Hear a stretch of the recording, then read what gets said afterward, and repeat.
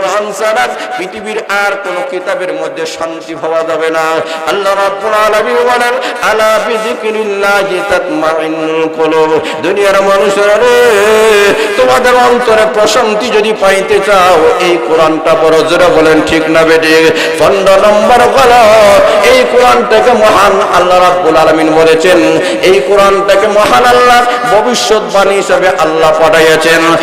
দুনিয়ার মানুষেরা কোরআন নাযিল হওয়া থেকে শুরু করে এই পর্যন্ত পৃথিবীর মধ্যে যা কিছু ঘটেছে এবং ভবিষ্যতে যা কিছু এই দুনিয়াতে ডগ বসবে, ইমাম মেহদি আলাইহিস সালাতু ওয়াস সালাম আসবেন, দাজ্জাল আসবে, ইমাম মেহদি আসবেন, দাজ্জাল আসবে, ইয়াজুজ মাজুজ আসবে এবং পূর্ব পশ্চিম দিকে সূর্য উদিত হবে, এবং ভাবে কিয়ামতের 10টা আলামত সহ ভবিষ্যতে যা কিছু দুনিয়ার মধ্যে ঘটবে সকল আগাম ভবিষ্যৎবাণী একমাত্র আল্লাহ কোরআনে দিয়েছেন। জোরা বলেন ঠিক না বেঠিক? এই কারণে এমন 10টা গুণ আল্লাহ আলোচনা করেছেন, এই 10টা গুণ, এই 10টা বৈশিষ্ট্য একমাত্র কোরআনের। কাজেই এমন কোরআনের হেফাজতের দরকার আছে কি নাই? উপস্থিত উলামায়ে কেরাম, মুরব্বিয়ানে কেরাম, যুব সমাজ ভাইরা, পর্দার অন্তরালের অবস্থানগত আমার অত্যন্ত শ্রদ্ধের মা ও বোনেরা, অসংখ্য অগণিত মহান আল্লাহর শুকরিয়া আদায় করি যিনি আপনাদেরকে আমাদেরকে আজকের ঐতিহাসিক ইসলামী মহাসম্মেলনে আসা বসার সুযোগটুকু আল্লাহ দান করেছেন। আমরা সবাই অন্তরের অন্তঃস্থল থেকে আমরা কালিমাতুশ শুকর আদায় করি, সবাই বলি আলহামদুলিল্লাহ। আমি আপনাদের সামনে যে কোরআন থেকে একখানা আয়াতে কারিমা তেলাওয়াত করেছি, আমরা এমন একটি সময় এই জায়গায় সমবেত হয়েছি যখন সারা বিশ্বের সমস্ত বেঈমান কাফেরেরা তাগুতের শক্তিগুলা ঐক্যবদ্ধ হয়ে গেছে পৃথিবীর মানচিত্র থেকে ইসলাম এবং কোরআনের আওয়াজকে স্তব্ধ করে দেওয়ার জন্য বলিষ্ঠ আওয়াজে বলেন ঠিক না বেঠিক? ঠিক সেই মুহূর্তে আজকের এই দল, আজকের আসা বসা এই আলোচনার মাধ্যমে আমরা করে দিলাম, যতদিন পর্যন্ত বিশ্বের বুকে মুসলমান জাতিরা থাকবে, ইমানদার জাতিরা থাকবে, তৌহিদি জনতারা থাকবে, মুসল্লিরা থাকবে, ততদিন পর্যন্ত পৃথিবীর মানচিত্র দেখে ইসলাম আর কোরআনের আওয়াজটাকে স্তব্ধ করে দেওয়া কোনো বেঈমানদের দুঃসাহস হবে না। বলিষ্ঠ আওয়াজে বলেন ঠিক না বেঠিক? বাইরা লক্ষ্য করে দেখেন, আমরা মুসলমান জাতি, ইমানদার জাতি, আমাদের অন্তরে আল্লাহ এবং তার রাসূলের ভালোবাসা কম না বেশি? সবাই বলেন কম না বেশি? যদি ইসলামের জন্য, কোরআনের জন্য, নবীর জন্য, যদি পরকালের জন্য আমাদেরকে যদি রাজপথে গিয়ে শরীরের তাজা রক্ত যদি দিতে হয়, আমরা কারা কারা দিতে রাজি আছেন? হাত তুলে দেখান। নারে তাকবীর! দিন ইসলাম, দিন ইসলাম। আল্লাহ কবুল করেন, মঞ্জুর করেন, সবাই বলেন আমিন। আসুন আমি আপনাদের সামনে অতি সংক্ষেপে কয়েকটি কথা বলে বিদায় নেওয়ার চেষ্টা করব। আমি আপনাদের সামনে কোরআন শরীফের যে আয়াতে কারিমা তেলাওয়াত করেছি, এই আয়াতকে সামনে রেখে কোরআনের কিছু বৈশিষ্ট্য, আলাদা এমন কিছু বৈশিষ্ট্য আল্লাহর কালামকে আল্লাহ দান করেছেন যা অন্য কোন কিতাবের মধ্যে মহান আল্লাহ দান করেন নাই। এর মধ্যে কোরআনের একটা বৈশিষ্ট্য হলো, কোরআন এমন একটা কালাম, এমন একটা গ্রন্থ, যেই গ্রন্থটাকে পৃথিবীর যত কিতাব আছে সমস্ত কিতাবের চাইতে কোরআনটাকে বেশি তেলাওয়াত করা হয়েছে। যারা বলেন ঠিক না বেঠিক? লক্ষ্য করে দেখেন, সারা বিশ্বের সমস্ত কিতাবগুলোর মধ্যে যদি জরফ করা হয়, হিন্দুদের কিতাব, বৌদ্ধদের কিতাব, খ্রিস্টানদের কিতাব এবং মানব রচিত যত কিতাবগুলো আছে, যে কোনো উপন্যাস হোক, যে কোনো কাব্য হোক, যে কোনো কবিতা হোক, এত বেশি তেলাওয়াত করা হয় নাই, এত বেশি পড়া হয় নাই যেই পরিমাণ কোরআন বেশি পড়া হয়েছে। যারা বলেন ঠিক না বেঠিক? এটাই হলো কোরআনের 1 নম্বর বৈশিষ্ট্য। 2 নম্বর কোরআনের বৈশিষ্ট্য হলো কোরআন মুখস্থ করেওয়ালাদের সংখ্যা কম না বেশি? আরো যারা বলেন কম না বেশি?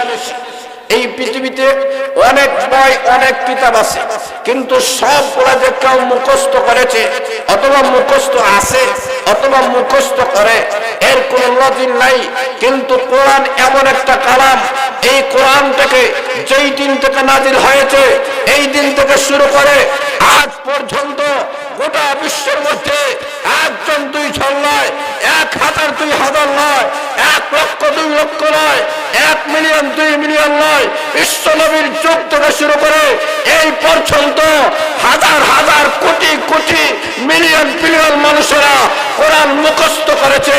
কিয়ামত পর্যন্ত কোরআন মুখস্থ করার একটা আমল ধারাবাহিকতা থাকবে। যারা বলেন ঠিক না বেঠিক?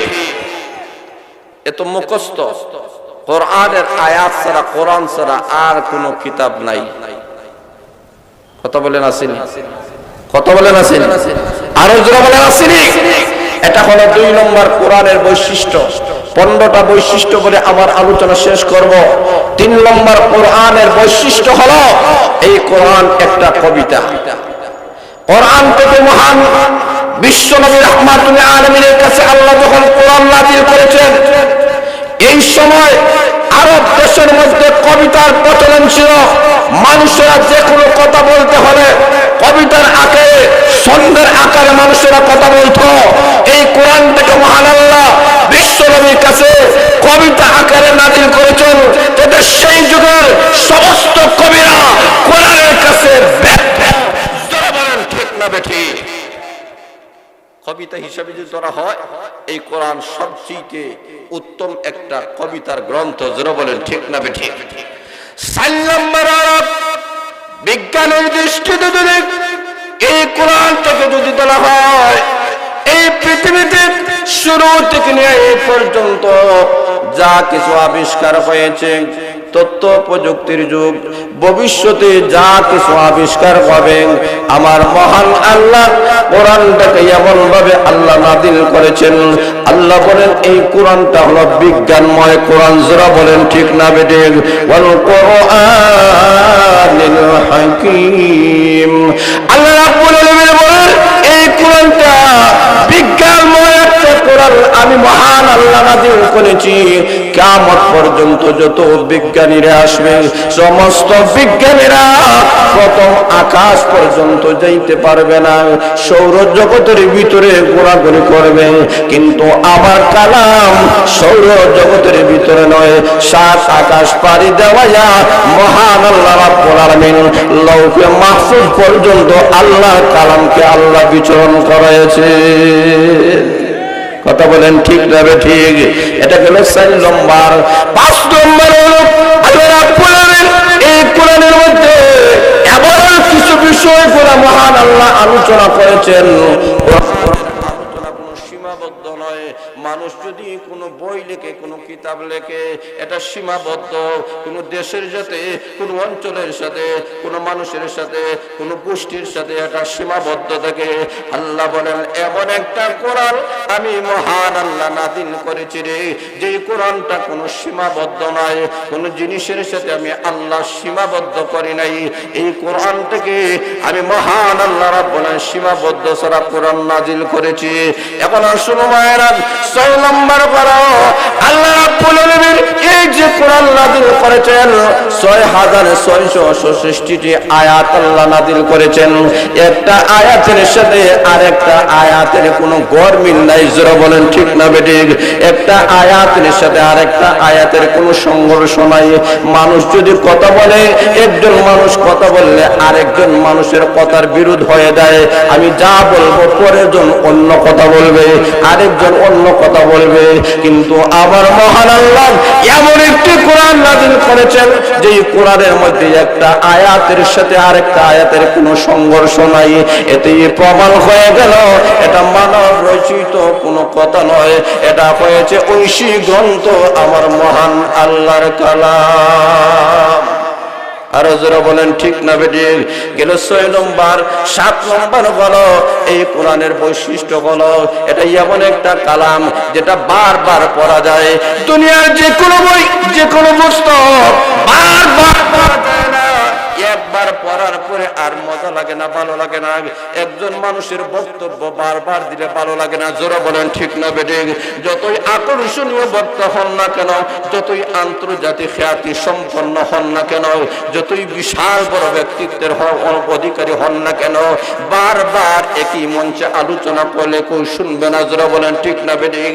কিন্তু মহান আল্লাহর কালাম এমন একটি কালাম, এই মাহফিলের সূচনা থেকে কত বক্তারা আলোচনা করলেন, কত আয়াত তেলাওয়াত করলেন, এখনো পর্যন্ত কোন শ্রোতা উঠে বসে বলে না হুজুর গো আর কোরআনের আয়াত পড়বেন না, অন্য জিনিস দ্বারা আলোচনা করেন। আল্লাহ রাব্বুল আলামিন বলেন এমন একটা কালাম আমি মহান আল্লাহ নাযিল করেছি, বারবার তেলাওয়াত করা হবে, কিয়ামত পর্যন্ত তেলাওয়াত করা হবে, কিন্তু কোরআনের মধ্যে কোনো মজা নষ্ট হবে না। 8 নম্বর আল্লাহ রাব্বুল আলামিন এই কোরআনের মধ্যে এমন বৈশিষ্ট্য দান করেছেন, শুধু মুসলমান জাতির মধ্যে নয়, অন্যান্য গ্রন্থ ধর্মীয় গ্রন্থের মধ্যে শুধুমাত্র তার ধর্মের কথা আলোচনা হয়েছে। আমাদের ধর্ম যে কোরআন, এই কোরআনের মধ্যে শুধু মুসলমানের কথা আল্লাহ আলোচনা করেন নাই, আল্লাহ হিন্দুদের নিরাপত্তা দান করেছেন, খ্রিস্টান ধর্মের নিরাপত্তা দান করেছেন, বৌদ্ধ ধর্মের নিরাপত্তা দান করেছেন। পৃথিবীতে যত ধর্মাবলম্বী হন না কেন, প্রত্যেকটা ধর্মের স্বাধীনতা এই কোরআন দিয়েছে, জোরে বলেন ঠিক না বেঠিক? 9 নম্বর হলো এই কোরআনের এমন একটি বৈশিষ্ট্য, যে বৈশিষ্ট্য হলো এই কোরআনটা নির্ভুল, পৃথিবীর কোন মানুষেরা এই কিতাবের একটা মাত্র ভুল বাহির করতে পারবে না, এটাই হলো 9 নম্বর বৈশিষ্ট্য। 15 নম্বর বলার পরে আমার আলোচনা শেষ করে দিব। 10 নম্বর বলো এই কোরআনটা এমন একটা কোরআন, এই কোরআনের অনুসারী যারা হয় তাদেরকে কোরআন আকৃষ্ট করে ফেলে। যারা একবার আল্লাহর কালাম তেলাওয়াত করে আর কোনদিন এই মানুষগুলা কখনো আল্লাহর কালাম থেকে বাইর হয় না, সব সময় কোরআনটার অনুসরণ করে। 11 নম্বর হলো এই কোরআন এমন একটা আল্লাহর কালাম, এই কালাম যতই তেলাওয়াত করা হয় ততই ঈমান বাড়ে, জোরে বলেন ঠিক না বেঠিক? ঈমান বাড়তে থাকে, ঈমান কখনো কমে না। যতই কোরআনের আয়াত তেলাওয়াত করা হবে মানুষের ঈমান বাড়বে। 12 নম্বর হলো এই কোরআন এমন একটি উত্তম বিচার ব্যবস্থা, মহান আল্লাহ রাব্বুল আলামিন একটা সুবিচার কায়েম করেছেন কোরআনের মাধ্যমে। কোরআন অনুযায়ী যদি বিচার ব্যবস্থা হয় কোনো জায়গায় কোনো অশান্তি হবে না, জোরে বলেন ঠিক না বেঠিক? এখন 13 নম্বর এই কোরআন এমন একটা কোরআন, যে কোরআন যারা পড়বে তাদের মর্যাদা আল্লাহ বাড়ায় দিবে, জোরে বলেন ঠিক না বেঠিক? অন্যান্য কিতাবগুলো পড়লে তোমার সম্মান বাড়বে, কোন লেখকের কিতাব পড়বেন আপনার সম্মান বাড়বে, মর্যাদা বাড়বে এমন নয়। আল্লাহ রাব্বুল আলামিন এই কোরআনটাকে একটা বৈশিষ্ট্য দিয়েছেন, এই কোরআন যারা তেলাওয়াত করবে তাদের সম্মান বাড়বে, জোরে বলেন ঠিক না বেঠিক? 14 নম্বর হলো এই কোরআন এমন একটা কোরআন, যে কোরআনের মধ্যে স্বস্তি আছে, শান্তি আছে, নিরাপত্তা আছে, জোরে বলেন ঠিক না বেঠিক? এই কোরআন ছাড়া পৃথিবীর আর কোন কিতাবের মধ্যে শান্তি পাওয়া যাবে না। আল্লাহ রাব্বুল আলামিন বলেন আলা বিযিকরিল্লাহি তাতমাইন্নুল কুলুব, দুনিয়ার মানুষেরা রে তোমাদের অন্তরে প্রশান্তি যদি পাইতে চাও এই কোরআনটা পড়ো, জোরে বলেন ঠিক না বেঠিক? 15 নম্বর হলো এই কোরআনটাকে মহান আল্লাহ রাব্বুল আলামিন বলেছেন, এই কোরআনটাকে মহান আল্লাহ ভবিষ্যৎবাণী হিসেবে আল্লাহ পাঠাইয়াছেন। দুনিয়ার মানুষেরা কোরআন নাযিল হওয়া থেকে শুরু করে এই পর্যন্ত পৃথিবীর মধ্যে যা কিছু ঘটেছে এবং ভবিষ্যতে যা কিছু এই দুনিয়াতে ডগ বসবে, ইমাম মেহদি আলাইহিস সালাতু ওয়াস সালাম আসবেন, দাজ্জাল আসবে, ইমাম মেহদি আসবেন, দাজ্জাল আসবে, ইয়াজুজ মাজুজ আসবে এবং পূর্ব পশ্চিম দিকে সূর্য উদিত হবে, এবং ভাবে কিয়ামতের 10টা আলামত সহ ভবিষ্যতে যা কিছু দুনিয়ার মধ্যে ঘটবে সকল আগাম ভবিষ্যৎবাণী একমাত্র আল্লাহ কোরআনে দিয়েছেন, জোরে বলেন ঠিক না বেঠিক? এই কারণে এমন 10টা গুণ আল্লাহ আলোচনা করেছেন, এই 10টা গুণ, এই 10টা বৈশিষ্ট্য একমাত্র কোরআনের। কাজেই এমন কোরআনের হেফাজতের দরকার আছে কি নাই? কথা বলেন আছে? আরো জোরে বলেন আসেনি? কাজেই এই কোরআনের মাদ্রাসা থেকে এই সিলেটের কোটি মানুষের হৃদয়ের স্পন্দন অ্যাডভোকেট মাওলানা শাহিনুর পাশা সাবেক এমপি সাহেব আপনাদেরকে নিয়ে যে প্রতিষ্ঠান এই জায়গায় তৈরি করেছেন, এই প্রতিষ্ঠানের জন্য জান দিয়ে, মাল দিয়ে, টাকা পয়সা দিয়ে সর্বাত্মকভাবে সহযোগিতা করছে। কারা কারা রাজি আছেন? হাত তোলা তাদের হাত। রাজি আছেন তো ইনশাআল্লাহ? আরো জোরে বলেন না ইনশাআল্লাহ। আপনাদের সামনে অত্যন্ত গুরুত্বপূর্ণ আলোচনা পেশ করবেন আমাদের পাটলি গ্রামের আরেকজন নন্দিত মুফাসসির কোরআন, যিনি আমার উস্তাদ। জোরে বলেন আলহামদুলিল্লাহ। আমার উস্তাদ, যার কাছে আমি লেখাপড়া করেছি, যার দোয়ার মাধ্যমে, যার দোয়ার বদৌলতে আল্লাহ এই পর্যন্ত এনে পৌঁছিয়েছেন, যিনি লন্ডনের মাটিতে দীর্ঘদিন যাবৎ ইসলাম এবং কোরআনের খেদমত করে গিয়েছেন এবং পাটলি গ্রামে একটা মহিলা মাদ্রাসা প্রতিষ্ঠা করেছেন। আমাদের অত্যন্ত প্রিয় বাচন ব্যক্তিত্ব, যিনি বাংলাদেশে অনেক জায়গায় তাফসীর পেশ করে যুব সমাজের মনকে আকৃষ্ট করেন, সেই নন্দিত ব্যক্তিত্ব, বিশিষ্ট ইসলামী চিন্তাবিদ, আন্তর্জাতিক খ্যাতি সম্পন্ন মুফাসসির কোরআন, এই জাতির গৌরব, এই মুসলিম জাতির গৌরব, আপনাদের সামনে অত্যন্ত গুরুত্বপূর্ণ তাফসীর পেশ করবেন হযরতুল আল্লাম হযরত মাওলানা গুলজার আহমদ চৌধুরী সাহেব, দামাত বারকাতুল আলিয়া। সবাই জোরে একটা নারে দেন, নারে তাকবীর। দেন ইসলাম, দেন ইসলাম।